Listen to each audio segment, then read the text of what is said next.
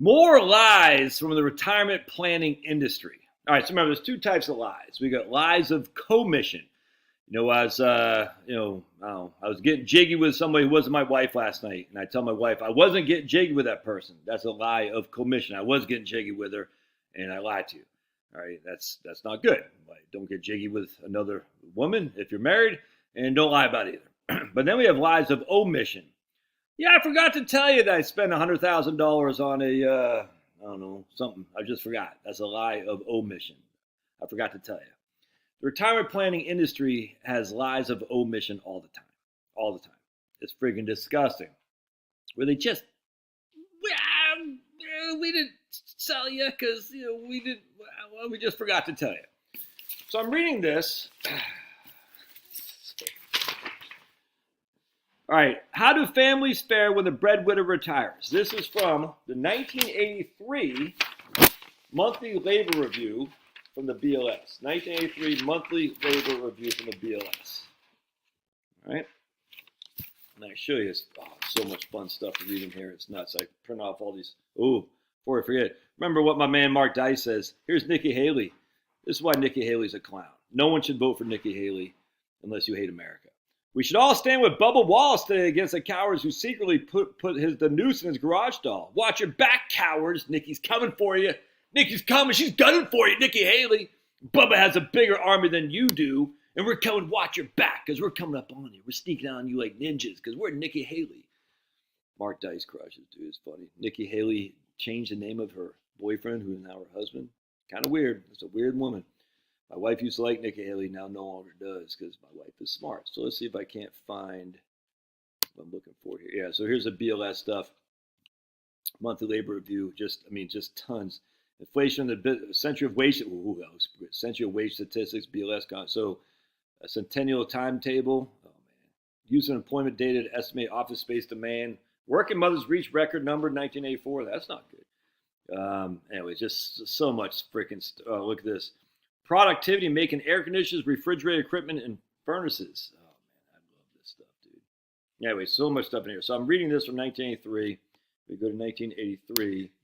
Now, I just started a video, buddy. And we're going to show you it's in here someplace. But one of these are things right here. So we're going to, can I bring it up? Do I got it up here? Hold on. Hang tight, everybody. Hang tight. So here's the article. Using National Longitudinal Survey data on the retirement experience of men, researchers provide some insights on the economic situation of families in which the major wage earner is retired. What they say, they've been studying these individual people for 17 years. Older men in the National Longitudinal Survey, now ages 62 and 76, have been interviewed 11 times in 17 years. All right, so older men who are now between 62 and 76, they've been interviewed 11 times. So the same people. That's what you want. You want the same people we're interviewing, not just Josh and my brother and then my sister. We want Josh. Does that make sense? All right. So let's go down here. This is freaking nuts, dude. Being retired does not preclude labor market activity. About 1 in 6 retirees were in the labor force in 1980. Men forced to retire because of mandatory plans were more likely to be in the labor force. Their participation rate was 24%. Compared with 16% for all retirees. So John Bogle, for instance, he got forced out of Vanguard. He was forced to retire. Then he started the Bogle Foundation, whatever it's called, that he actually had an office at Vanguard. So being retired, men forced out because of age. That's kind of what they're saying. John Bogle didn't stop working. So again, about 1 in 6 retirees were still in the labor force in 1980. In the 1980 survey, employed retirees, John Bogle, and again, they didn't interview him. They might have. I don't know. I doubt it. But they didn't interview John Bogle specifically. I'm just saying John Bogle was forced out of his work because he hit 65. And then he still found a job in the labor force doing his own thing. But in the 1980 survey, employed retirees, John Bogle, were asked their main reason for working during retirement. The two most frequent answers were inflation and bored with retirement. That's interesting. So only 1 in 6 were in the labor force. Retirees were in the labor force. That means 5 and 6 stayed retired. Of those 1 in 6, 30% said they were still working. That's a small number because of inflation. And 26%, another small number, 36% of one out of 6 said because they're bored with retirement. Retirees who did not participate in the labor market in 1976 showed little desire to do so. Only 2% of whites and 5% of blacks said they would accept a job if one were offered. Interesting. Most retirees are not interested in working. That makes sense. In 1980, 93% of the retirees who were not working responded negatively to a hypothetical job offer. And in 1981, when a question about part-time work was included, this negative response rate was reduced by only 5%.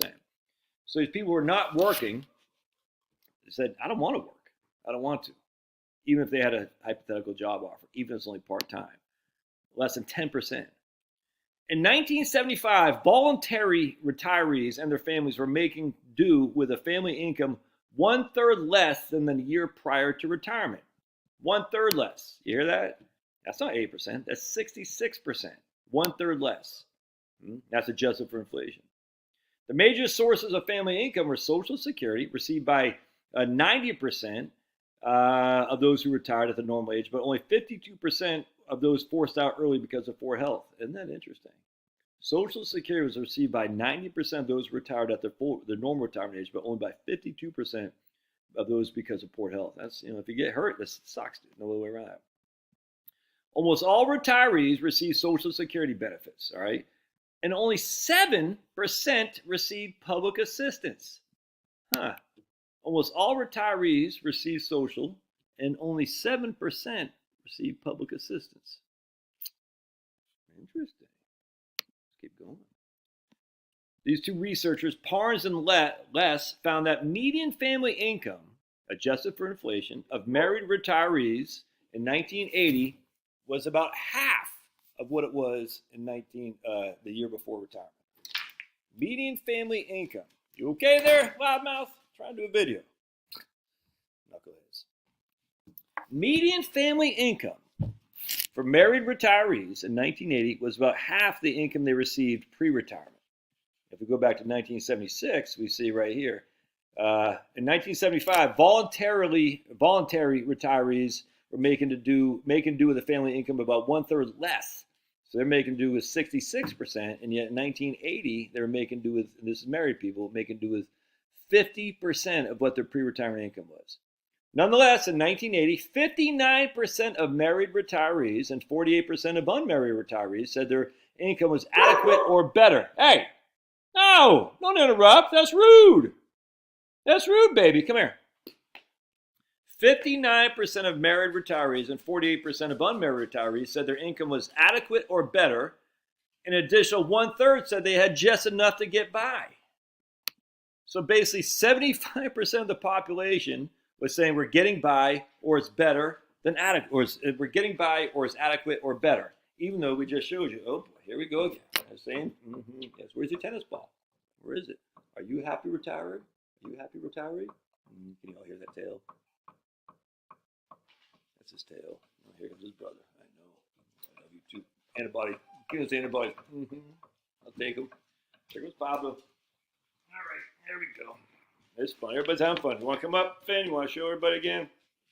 All right. I love you too. So basically 75% of the population said their income was adequate or better than adequate, or they're just getting by. And only 7% were on welfare. Interesting. All right. Nonetheless, we see here, however, Parnes and Less observed very profound differences by race in responses, particularly among married retirees. 25% of blacks, well, 8% of whites said they could not make ends meet. So only 8% of whites said they couldn't make ends meet, yet 25% of blacks said they couldn't. That's not good. But that means 75% of blacks could make ends meet, and 92% of whites could make ends meet. And again, what do we say? They're living on a half of the income they received in the year before retirement. The 1980 survey asked questions about retirees' use of leisure time, their retirement decisions, and their general satisfaction in life. Most retirees said life in retirement was about the same as they expected. Most retirees said life in retirement was about the same as they expected. Are you going to retire if your expectations in retirement are you going to be bankrupt and living in the van down by the river with Chris Farley? No. So he said, yeah, I'm gonna go hang out and retire. Watch a couple games, maybe go to a couple baseball games, drink a couple beers down at the with the fellas. You know what I'm saying? You're not gonna. I mean, you're not expecting to be broke. So if you were expecting to be broke, you wouldn't retire. It doesn't make sense. So right here, most retirees said life in retirement was about what they expected. 1 out of 4 said it was better. All right. But the strong effect of reason for retirement on well-being is illustrated by the fact that among those who had retired for health reasons, more than 30% found retirement worse than expected. All right. But if you retired for health reasons, 30% found it worse than expected. But yet, in the overall group, so you have to remember, you have the totality of retirees, then you take a subset of that and say these people retired for health reasons. Of that subset of the entirety, only 30% said it was less than expected, worse than expected. And yet, of the entirety, the totality of retirees, 25% said it was better than expected. Let's see. Health, occupational level, and family income positively influence the extent of purposeful leisure time activities, which in turn increase life satisfaction. Participating in paid labor market and being married to a healthy spouse also significantly increase life satisfaction for retirees. In fact, I was just talking to people. Come here. Enough. No, we just let you out. We just did. Come here. And he just retired, this guy. And I said his wife, we'll call her Brenda. I said, Brenda, why we got you working until you're 67? Another 7 years. Because we'll call him Rusty. Brendan Rusty. Because Rusty just retired. I need a break. And then she's had to throw an end for health insurance too. I said, oh boy. And they've been married almost 30 years. And Rusty's like, yeah, well, I guess I want to be married another 30 years. I should probably let her work. Not that shit. He has a say in the matter, but it's just kind of funny. They're cute. And I said, I have a good spouse, but she goes, yeah, I like to go to work. I like what I do, and I like to talk with the other people at work and gripe about the job. I said, no, I get it, man. I get it. And of course, they're crushing. But participating in the paid labor market and being married to a healthy spouse. So basically, your health is a significant determination of your ability to retire. Keep up your health and you're going to be able to retire. You'll retire at your own ends. If you were forced out because of your health, if it happened to you, that unexpectedly, that sucks, man. There's no other way around that. If it happened to you because you're just eating freaking, bad and you're drinking, and that's kind of on you, man. Anyway, the point. Why do I say these are lies of omission? Because again, we know about 75% of retirees are satisfied, or they're comfortable. If that makes sense. They're not living in a van down by the river. We've known that since 1983 and even before that. And yet, these people are living off half their income. And we know that if you're married in retirement, you're likely, even back then, you separate the married versus the unmarried. The married were unequivocally in good shape. Even the black married people, 75%, they had enough to live on.